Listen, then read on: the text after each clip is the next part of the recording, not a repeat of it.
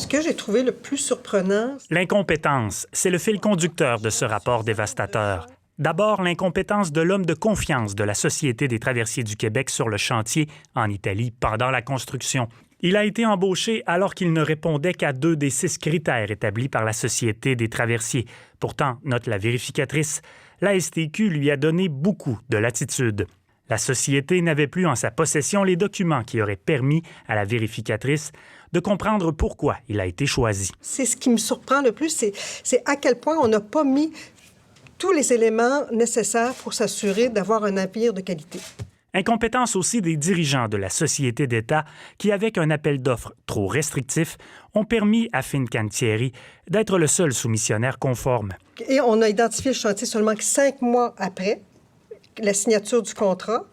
Et on n'a jamais été faire une vérification sur place pour s'assurer du contrôle de qualité qui était décrit dans l'appel d'offres. De plus, la Société des traversiers n'a déployé sur place qu'une toute petite équipe de surveillance.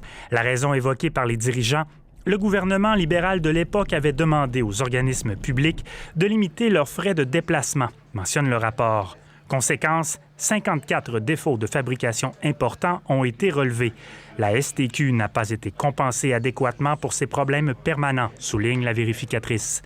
La société a aussi laissé sur la table près de 4 millions de dollars en ne réclamant pas les pénalités imputables au retard dans la livraison du bateau. Les gens qui négociaient pour régler ces problèmes-là n'avaient pas la compétence.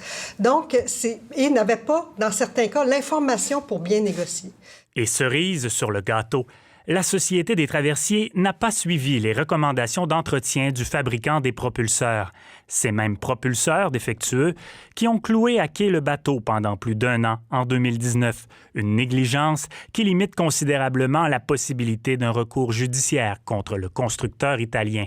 Puis je dois vous avouer là, qu'à la lecture du rapport de la vérificatrice générale, les chances sont minces. Oui, je pense que les Québécois n'ont pas à être très, très fiers. Le PDG a tous les outils en main pour que plus jamais je revoie un rapport comme ça.